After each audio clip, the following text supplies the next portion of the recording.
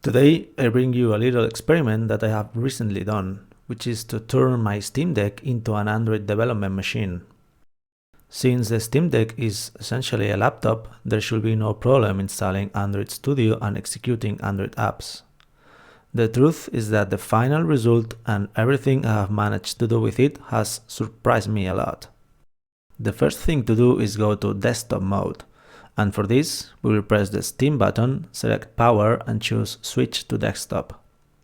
As you can see, the quality of the video is not the best, so after doing the entire process recording directly against the screen of the Steam Deck, I have repeated the process, but this time recording the screen so you can see it better.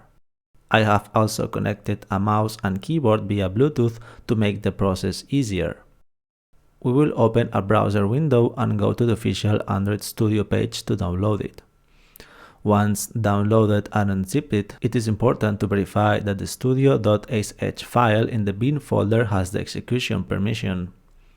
We double-click on it and carry out the entire wizard that will install Android Studio as well as the Android SDK. Also, if it is the first time you run it, it will install an Android emulator unless you explicitly tell it otherwise. The first thing I did as soon as I was able to open the program was to create a test project. I selected the login template, and once inside, I was able to verify that I could actually navigate through the project, open all source files, everything exactly the same as on my development machines. Then I went to the next level, which was trying to boot an Android emulator. To be honest, I had my doubts about whether the Steam Deck would be able to run an emulator well, but to my surprise, the emulator built and ran without a hitch. I was able to scroll through the Android interface and go to the settings quite smoothly. I then tried to run the test app and it worked without any issues. To finish the experiment, what remained was to try to run this application on a real device. To do this, I first connected a device directly to the Steam Deck using a USB-C to USB-C cable. I then tried the same thing, but this time with a device connected to the Steam Deck dock I own. In both cases, I was able to run the test app on the real device without any problems.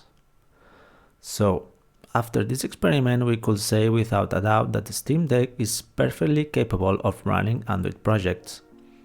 It's not really the kind of machine I would recommend if you want to get serious about developing apps, but it can certainly get you out of a jam if something wrong happens with your main development machine.